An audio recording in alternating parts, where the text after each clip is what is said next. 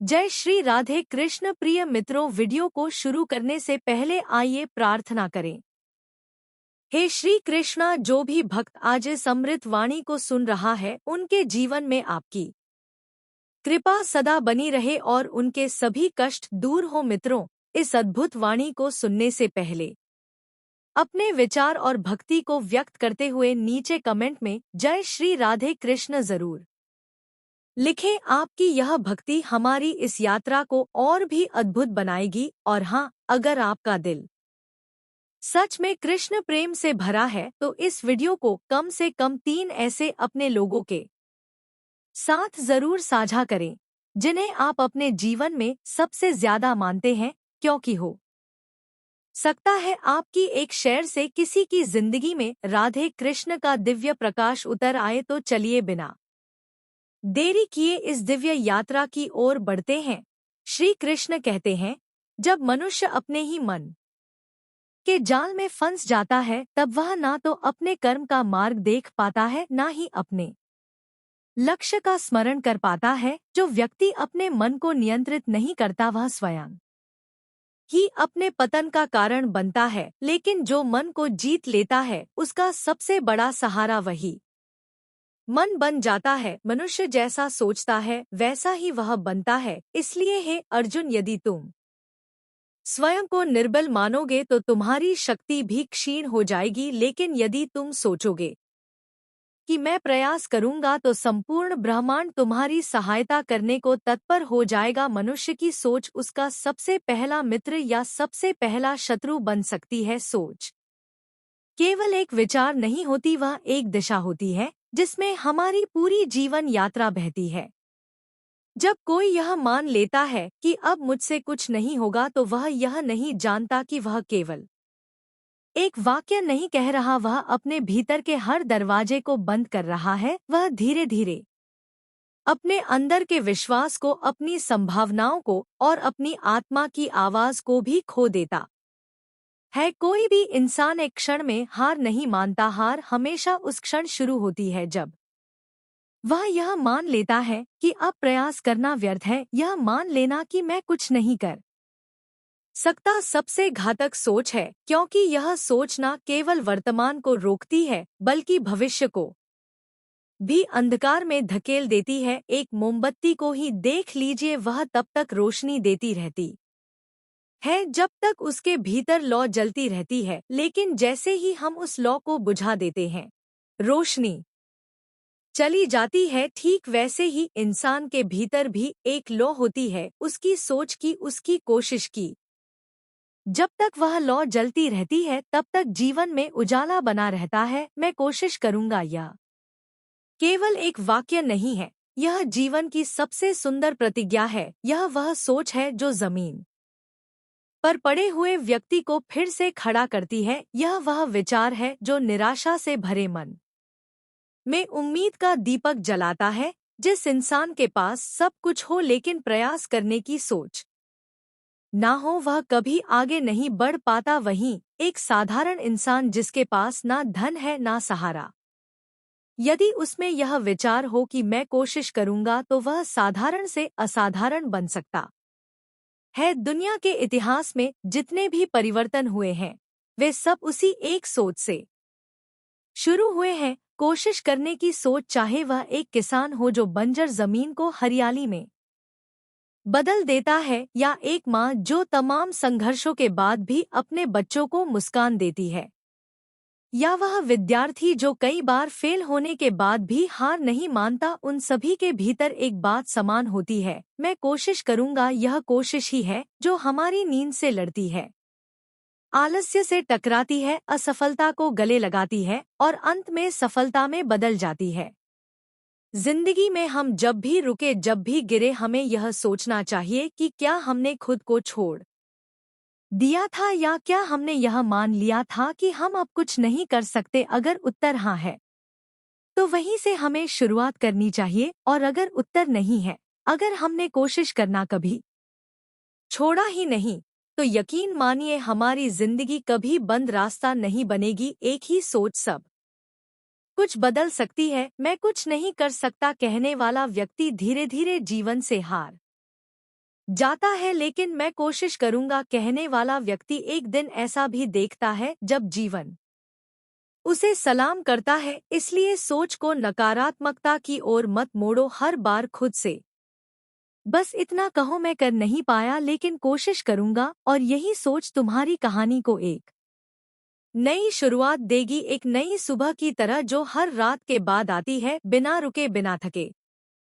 श्री कृष्ण कहते हैं, हे अर्जुन, बुद्धिमान वह नहीं जो केवल बाहरी संसार को दोष देता है, बल्कि वह है जो आत्मचिंतन करता है। जो व्यक्ति अपने भीतर झांकता है वही जान पाता है कि उसका वास्तविक शत्रु कोई और नहीं बल्कि उसका अपना असंयमित मन है। यदि मन को वश में कर लिया जाए तो कोई भी परिस्थिति इतनी बड़ी नहीं कि उसे बदला ना जा सके। हर बार जब हम किसी परिस्थिति के लिए दूसरों को दोष देते हैं, जैसे हालात खराब थे, लोग सही नहीं थे, समय ठीक नहीं था, तो हम अनजाने में एक बहुत महत्वपूर्ण चीज खो देते हैं।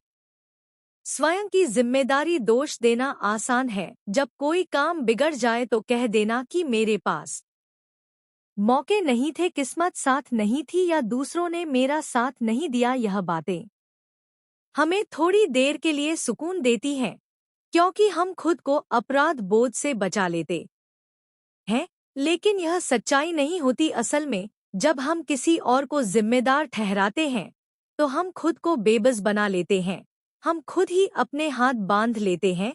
सोचिए, अगर कोई व्यक्ति किसी बंद कमरे में बैठा हो और बार बार इस बात का रोना रो रहा हो कि दरवाजा किसी और ने बंद किया, तो क्या दरवाजा अपने आप खुल जाएगा? नहीं। लेकिन अगर वही व्यक्ति यह पूछे, क्या मेरे पास चाबी है? स्विंगल, क्या मैं खिड़की से देख सकता हूँ? स्विंगल, क्या मुझे खड़े होकर देखना चाहिए कि बाहर क्या हो रहा है? तो उसके पास रास्ते दिखने लगते हैं। बिल्कुल यही फर्क होता है दो तरह की सोच में, एक वह जो हर बार दोष देती है और दूसरी वह जो आत्म जांच करती है। जब हम खुद से यह पूछते हैं, मुझे क्या बदलना है, तो हम पहली बार वास्तव में जिम्मेदारी लेते हैं। यह सवाल जितना सीधा लगता है उतना ही गहरा है। मुझे क्या बदलना है? शायद मेरा गुस्सा, शायद मेरी आदतें, शायद मेरी देर से उठने की लापरवाही, या शायद मेरी उम्मीदें जो मैं गलत जगहों पर लगा बैठा हूँ। जिस दिन कोई इंसान यह सवाल खुद से पूछने लगता है, उस दिन से उसकी जिंदगी का असली बदलाव शुरू होता है, क्योंकि अब वह बाहरी दुनिया को बदलने की कोशिश नहीं कर रहा, वह अपनी भीतर की दुनिया में झांक रहा है। दुनिया का हर महान परिवर्तन भीतर की एक छोटी सी चेतना से शुरू होता है। कोई भी सफल व्यक्ति सिर्फ इसलिए सफल नहीं है क्योंकि उसके पास सब कुछ था, बल्कि इसलिए सफल है क्योंकि उसने हालातों को दोष नहीं दिया बल्कि खुद से पूछा, अब मुझे क्या करना है? दोष देने से हम रुक जाते हैं, लेकिन आत्मचिंतन करने से हम बढ़ते हैं। जब कोई कहता है मेरे साथ यह हो गया इसलिए मैं कुछ नहीं कर पाया, तो वह जीवन को दूसरों के हाथ में सौंप देता है। लेकिन जब कोई कहता है मुझे अपनी सोच, अपनी आदत, अपनी प्रतिक्रिया बदलनी है, तो वह अपना जीवन अपने हाथ में ले लेता है। सच्चा बल वहीं से आता है जब हम स्वीकार करते हैं कि सुधार की जरूरत बाहर नहीं अंदर है। जो व्यक्ति बार बार यह देखता है कि दोष कहाँ है, वह उलझ जाता है, पर जो यह देखने लगता है कि सुधार कहाँ करना है, वह धीरे धीरे उठने लगता है। और जब व्यक्ति उठता है तो दुनिया बदलने लगती है, ना कि इसलिए कि दुनिया बदल गई है, बल्कि इसलिए कि वह अब उसे एक नई दृष्टि से देख पा रहा है। इसलिए जब अगली बार कुछ गलत हो तो एक पल रुकिए और दूसरों की ओर उंगली उठाने से पहले अपने भीतर झांकिए। पूछिए, क्या यह मौका है कुछ सीखने का? क्या मुझे खुद को थोड़ा बदलना चाहिए? आप पाएंगे बदलाव वहीं से शुरू हो रहा है, और जब बदलाव भीतर से आता है तो कोई भी परिस्थिति आपको रोक नहीं सकती। जिस दिन इंसान अपने भीतर के डर, भ्रम और सीमाओं को पहचान कर उन्हें चुनौती देना शुरू करता है, उसी दिन से उसका जीवन एक नई दिशा पकड़ लेता है और वही दिशा उसके भाग्य का आकार तय करती है। हालात चाहे जैसे भी हो, अगर मन के भीतर रोशनी की एक किरण बची हो तो इंसान अंधेरे से भी रास्ता बना लेता है। बदलाव कभी बाहर से नहीं आता, वह तो अंदर से उठी एक चुप सी आवाज होती है जो बहुत कुछ बदल देती है। हर इंसान के पास दो रास्ते होते हैं, या तो वह परिस्थिति से भागे या फिर उसकी आंखों में आंखें डालकर अपनी दिशा तय करें। जो दूसरा रास्ता चुनता है वही असल में अपने जीवन का मालिक बनता है। हम सबके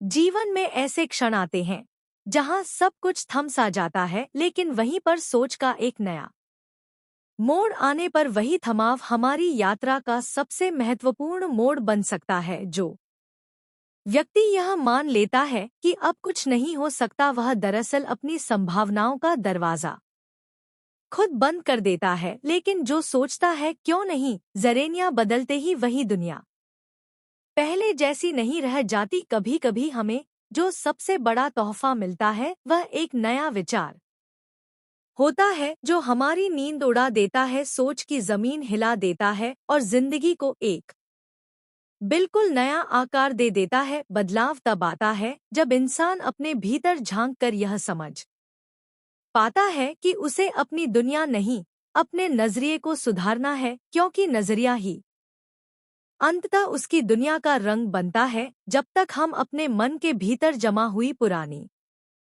परछाइयों को नहीं साफ करते, तब तक कोई भी रोशनी हमें पूरी तरह छू नहीं सकती। परिवर्तन की शुरुआत भीतर से होती है, बाहर से नहीं। हम बार बार यही सोचते हैं कि लोग हमें समझें, वक्त हमारे अनुसार चले, लेकिन हम भूल जाते हैं कि जब हम खुद को समझने लगते हैं तभी सारा संसार भी समझ में आने लगता है। कोई भी व्यक्ति महान इसलिए नहीं होता कि उसके पास संसाधन होते हैं, बल्कि इसलिए होता है क्योंकि उसके पास सोच होती है जो उसे हर बार नए तरीके से प्रयास करने की ताकत देती है। परिवर्तन की सबसे पहली सीढ़ी खुद से सवाल करना होता है, क्या मैं उसी तरह सोच रहा हूँ जैसे मुझे सिखाया गया था, या वैसे जैसे मुझे अब जीना चाहिए। अक्सर हम सोचते हैं कि कोई आए और हमें प्रेरित करें, लेकिन सबसे गहरी प्रेरणा तब आती है जब हम खुद से कहते हैं अब और नहीं, अब कुछ अलग करना है। इंसान को जब यह समझ आने लगता है कि उसकी सबसे बड़ी ताकत उसकी मानसिकता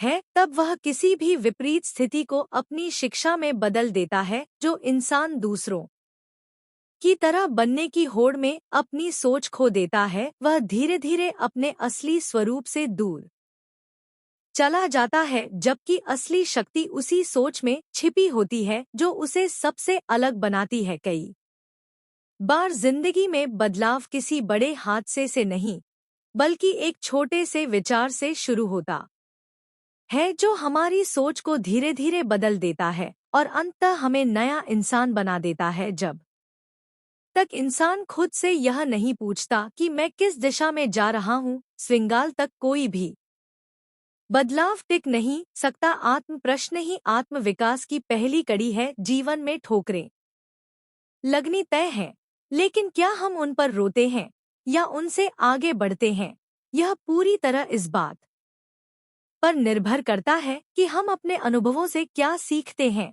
जो इंसान हर चीज को एक समस्या की तरह देखता है, वह खुद को हमेशा बोझ से दबा हुआ महसूस करता है।